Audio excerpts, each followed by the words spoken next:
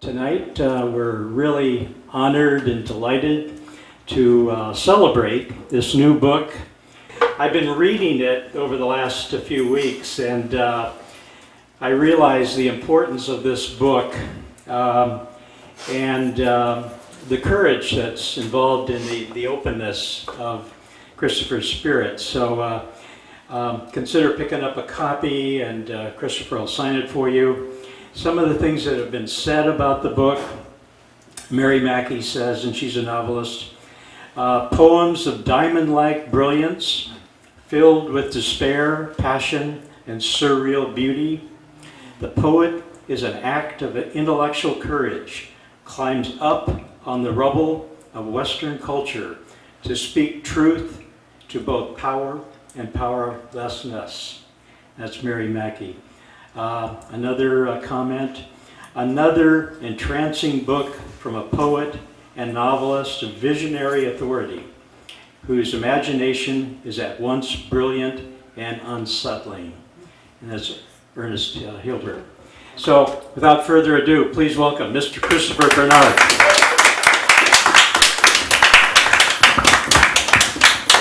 Thank you, Bob, for that very generous introduction, and thank you to the Beat Museum for inviting me to read. I appreciate it enormously. This is a very valuable and invaluable institution in San Francisco.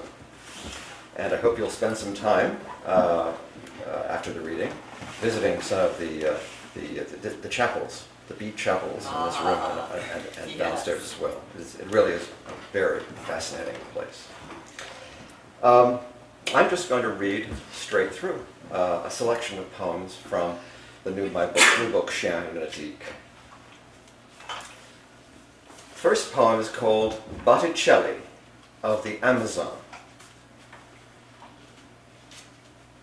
A painter once lived in Amazonia, in Bahia, Minas Gerais, Rio, Sao Paulo, in the rainforests and on the seacoast of Brazil.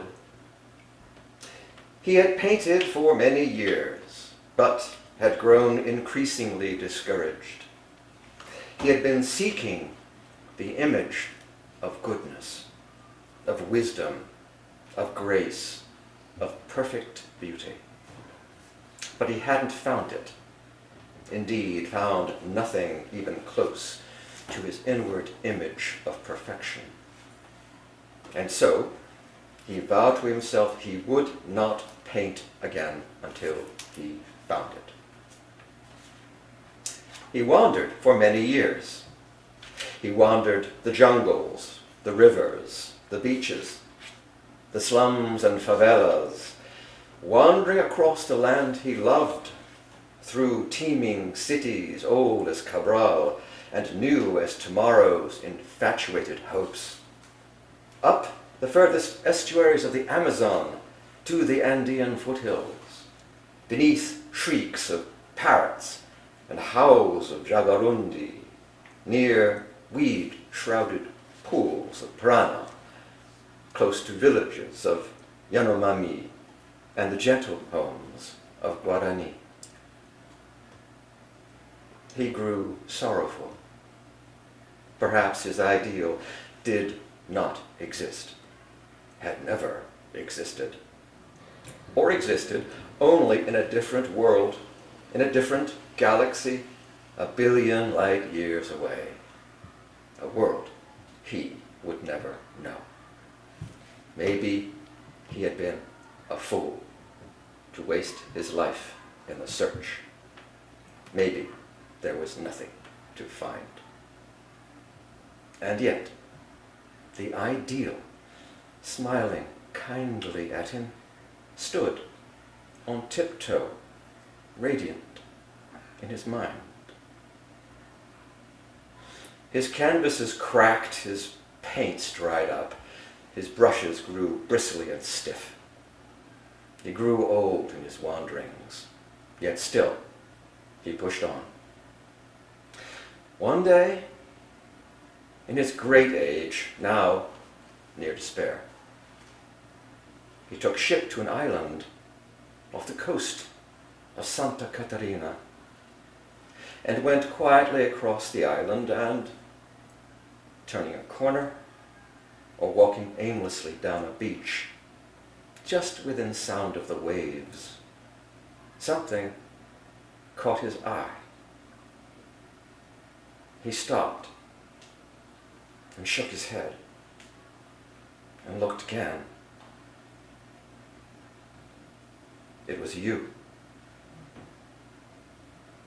His hands, weak and trembling with astonishment, reached for his almost ruined paints.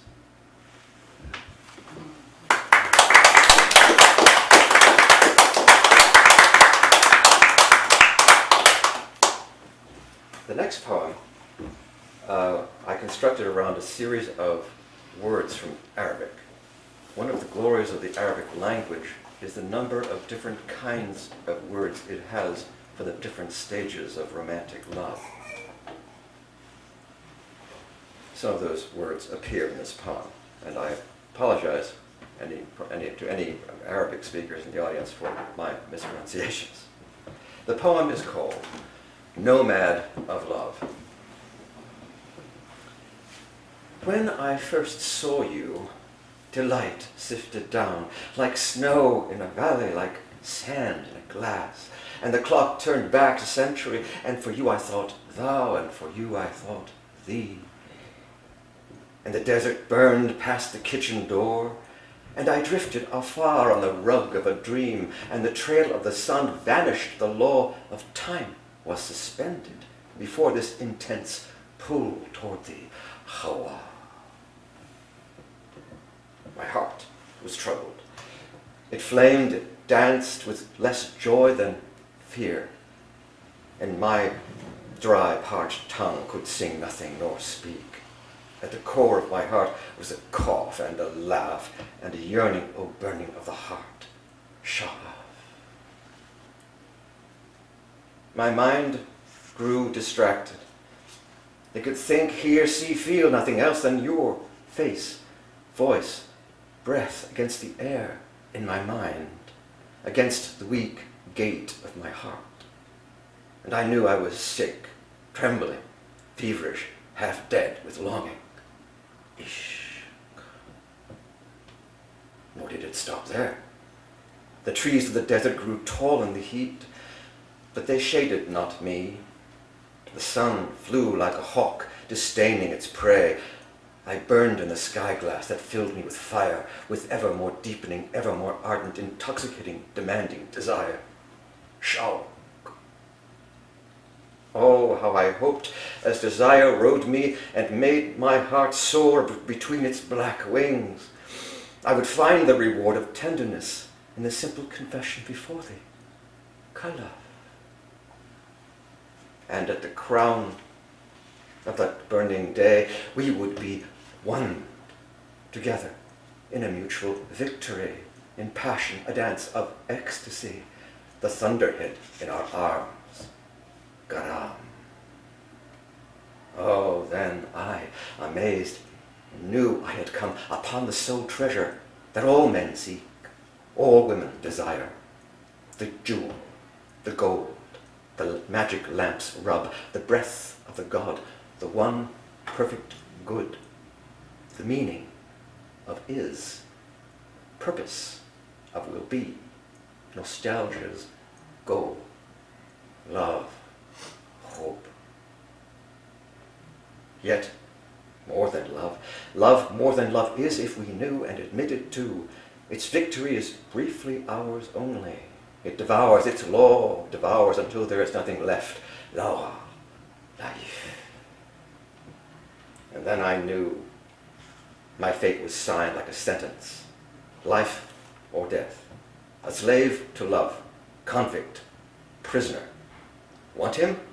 Take him. He's his own no more. No longer. Tayyim. The joy was short. The grief was long. I was sick to the marrow. I shook in my bed. My mouth tasted of tears and blood. I stank as I sweated, impotent, ableless, I was sick with love unto death. Tubble. It was not long after that I lost what was left of my mind. It went where my heart had gone, down a deep hole, and disappeared in her darkness. I was sick with despair. My mind fell like a castle, for I knew that my love had no hope anywhere. I went crazy, silly, babbling, Tadli.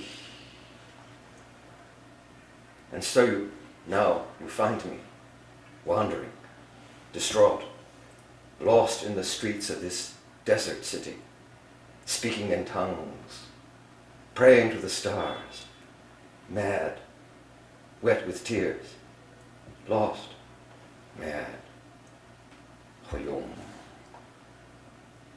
I pray in my madness, as I come, as I go, pray ardently that we, the love of the God, divinest love, thy love for me as my love for thee in future so. As the clock turns back to the beginning of time, the first time I saw thee, there to find, lo, our hearts are one. We're always one. We'll always one be. Mahabba. If only to one day know.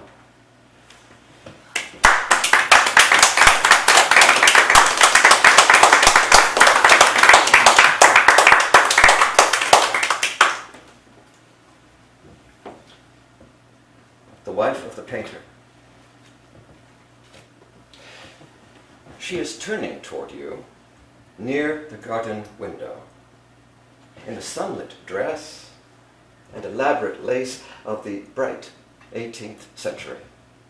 Light and cheerful and demurely flirtatious, her hand cupped as if beckoning, as the Enlightenment itself, near a tumble of flowers and a wall of darkness.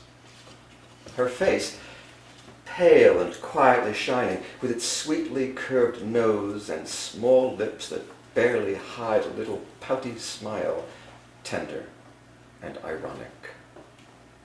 As if she has just caught you staring at her and is about to ask you, "So, Mr. Ramsay, am I about to become your next painting?"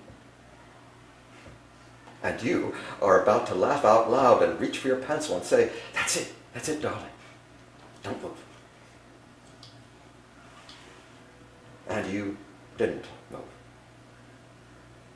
And the painting held you tenderly and carried you down the broken path between the rose bushes and the hawthorns and the darkening country lanes and the gathering seasons, past the withered garden and the bitterness of love and the gravestone in the churchyard corner, to a far country in the sea-blown light, under other suns and other skies.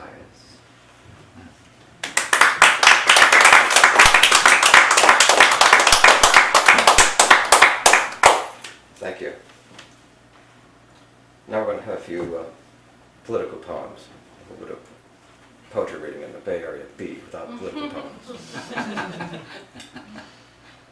Political in the broad sense of the term. Modern. He woke in the middle of a nightmare. The terror lay in his room like the body of a dead animal, covered with flies, its teeth shone in the grass. A French soldier, half asleep above the stove of a peasant, turned, restless with insomnia, from his problem. What can I know, if anything? He knew he could doubt. Besides that, could he know anything at all? A man raised a tube in Italy with curious lenses toward the night. The moon bowed its face toward him. What will I see there, if anything? To his eye he put the tube and squinted. Cara luna, will I see anything at all? An Englishman sat carefully writing a work of indisputable logic through the night. He raised his eyes, reflected. What can a man do, if anything? In the darkness he heard someone whisper, what if he can do anything at all?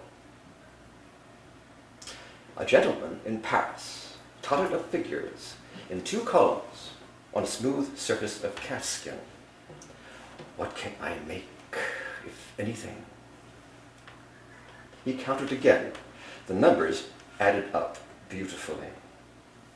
His fingers grasped the quill so hard it split. I can make more. What if I can make it all? A thin-lipped, keen-eyed Florentine stalked the Tuscan hills in the spring, out of the shadow of ridiculous churches and the memory of long blood in the streets, and imagining a prince to his measure, murmured to himself, what if he could have power over all?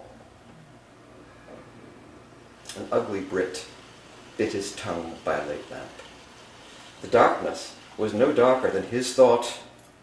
Slaughter, war, human life, vicious, brief, lonely, and a great autarch to hold and control the chaos. Elsewise it will bring ruin to all. It was nearing midnight in Europe. A messenger was crossing the mountains, taking an urgent notice between sovereigns who had never met face to face. As he neared the summit, he stumbled, his boot dislodging a stone that fell, gathering more stones as it went in a wind of rocks, trees, snow, collapsing across the valley, and a village asleep in its crux, in an avalanche, burying it all.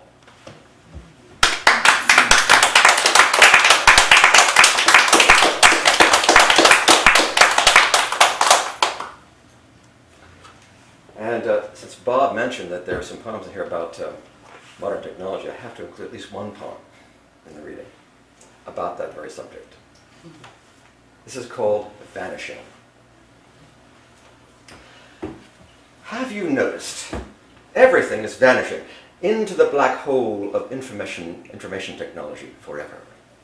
Or so the CPU jockeys like to claim for their singularity, that hybrid of a cyber jackass and God, and I'm not being merely sarcastic or tasteless. It thunders imprecations between earth-shaking brays. A flag burns methane over the tundra. The wind lifts the soil from Kansas like a book. The lunar eclipse is spackled with blood. A boy bullies a girl with a black male hope and learns the peace of Eros that is despair.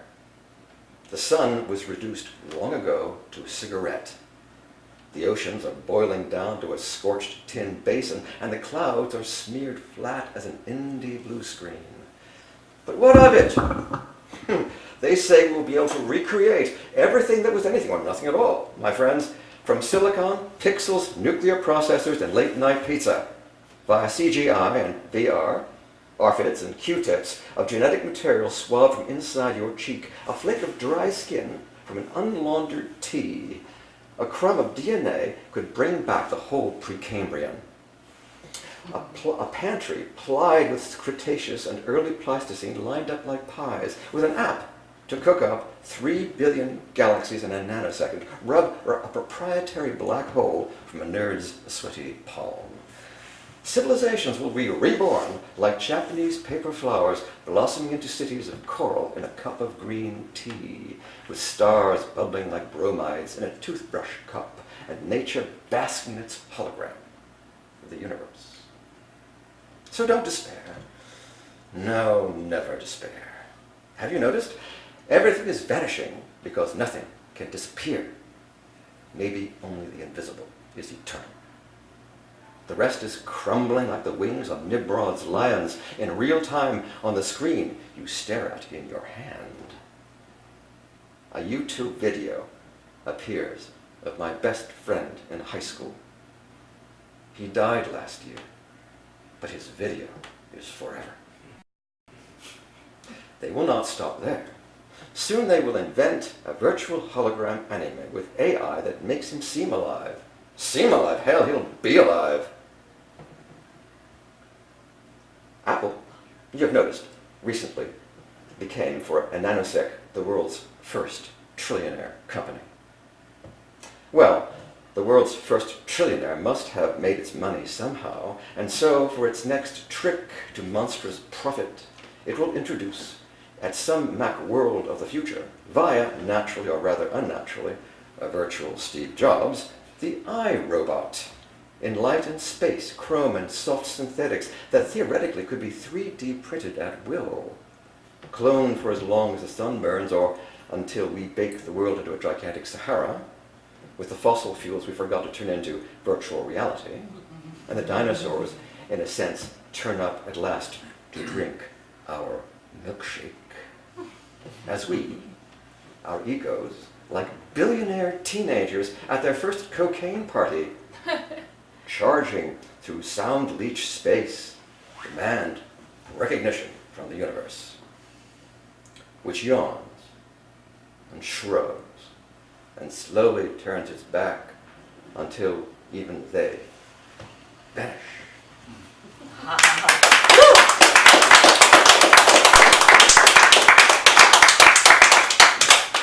Thank you. Salt.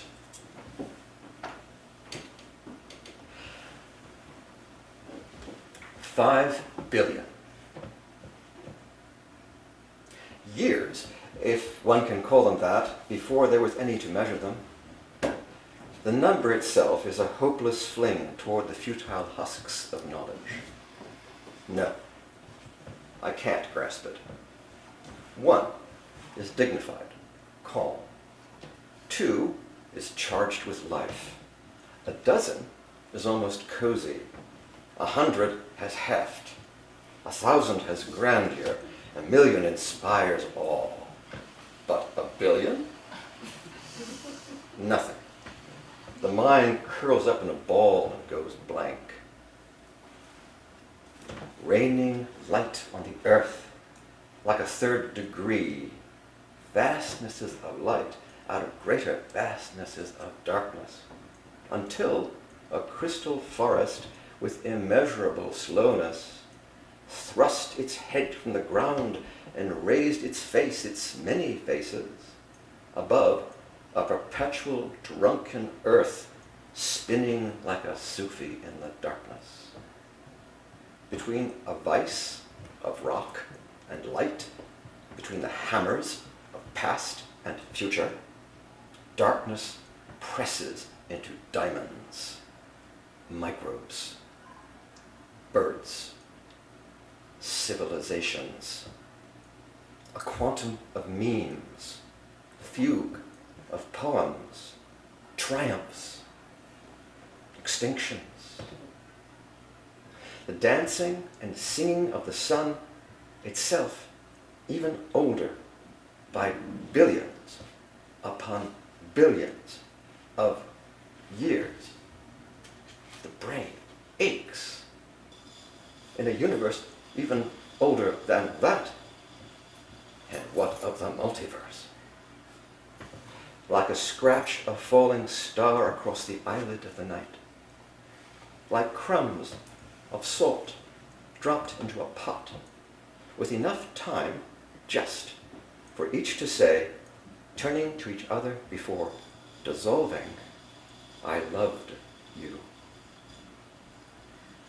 No, I cannot grasp it. Perhaps I wasn't meant to. Perhaps I was only meant to sleep, like my cat, most of the day. Like you, who sleep through the long night of your life, twitching and stirring under the flight of dreams, the salt dissolving sweetly on your tongue.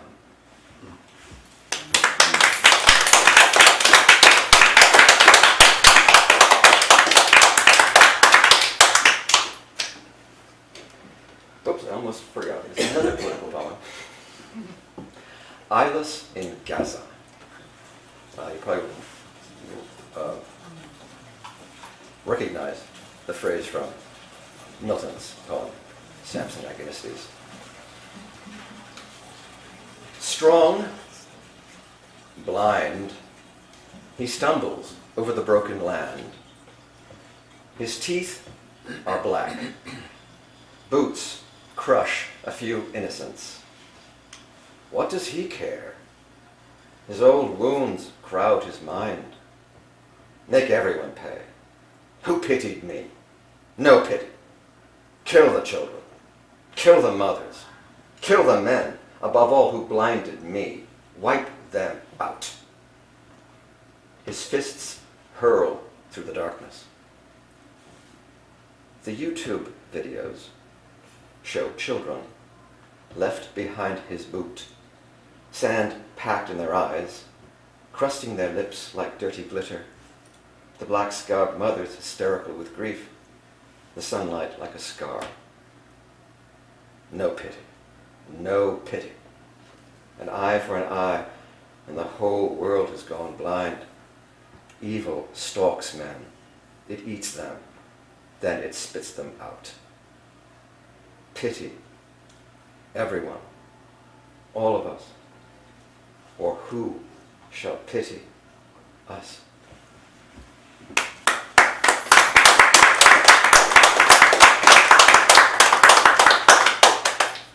The next two poems are part of a sequence of animal songs from the Go On world. The first that I'm going to read is called The Great Auk. I am the ghost of the last auk. The moment I died was the moment I was not born.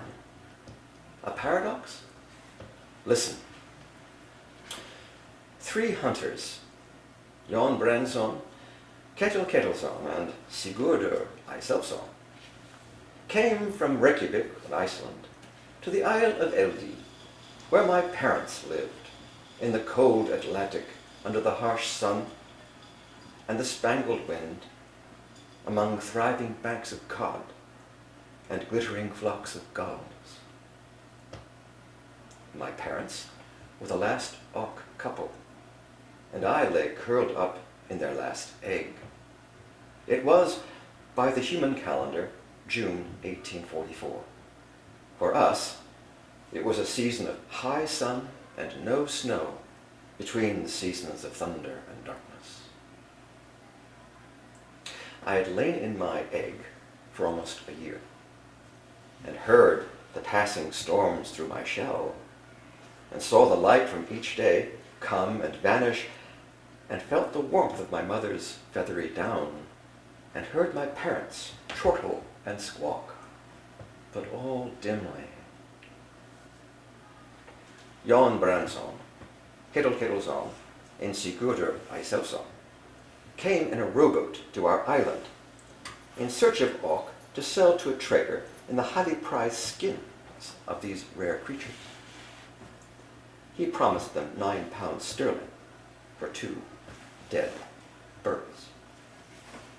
The men landed on Eldi, and my parents, knowing the wanton murderousness of humans, fled across the rocks. But they were too slow. The men gave chase, and in a few minutes caught and strangled them. While running after them, one of the men, I think it was Sigurdur Eisselsson, stumbled over what he thought was an oddly shaped rock on the beach. My egg was only a few days from breaking, and I had already begun testing the shell with my little beak, chipping away at the inside wall, when suddenly it cracked open like a long, locked cage, and I had a blinding glimpse of the startling sun, and heard the sweet roar of the crashing sea, and felt a caress of wind across my down, and heard the sound of my parrots squawking in terror, and saw the sole of the boot of a man before, as I was not born, I died. The men rode away with the bodies of my parents. The gulls scream above the island, and the waves crash on nights of storm, and my spirit is left alone in the isle of Eldi, and the fragments of my shell are ground into grains of sand. I pity them, Jan Branson and Ketil Ketilsson and Sigurdur Eisevsson. Annihilation is terrible, but it is even more terrible to be its cause.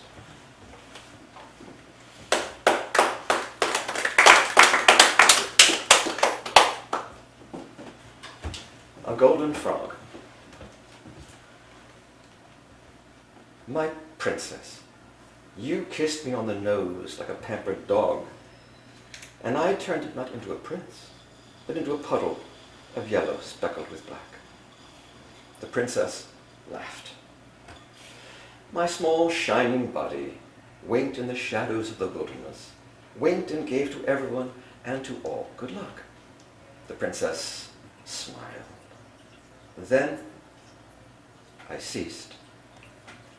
From the wilderness I have vanished, my princess. What charm did I have then, and now lack? The princess frowned. Have you no regret? Why did you forget? Is this forever, or not yet? I have vanished in the fog. I am gone, golden frog. I am now only a prince of ghosts. The princess wept.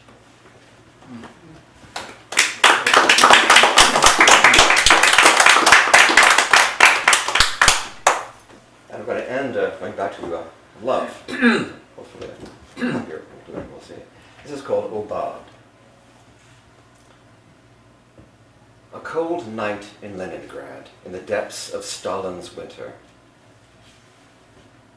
A scholar, homely, overweight, middle-aged, visiting from England, and an old yet still beautiful Russian poet talk all night about literature, history, the Russian writers of the century before, who nourished them as the Bible did older generations and would generations to come. Pushkin, said the poet. Pushkin, said the scholar. Chekhov, said the poet. Chekhov, said the scholar. Turgenev, said the scholar. The poet gave the scholar a pained look and said, Dostoevsky. They were silent. Then they both smiled. The poet talked about her husband, killed by the Bolsheviks in the 1920s, about her friends, poets, writers, artists, imprisoned, killed, silenced over the decades by the leaden avatars of power, about her son and the daily vigil she kept for 17 months outside the prison where they had taken him, until at last she gave up. She recited a poem she had written about that. Then she offered the scholar tea. They talked, walking together across the ice floes of the night. The sun rose, and they looked silently outside as the light filtered through the blinds of her room, like two lovers after a long night of loving. The scholar left not long after and walked for hours under an icy sun, dazzled by the light within him. He remembered their fingers had just brushed once as she served him tea.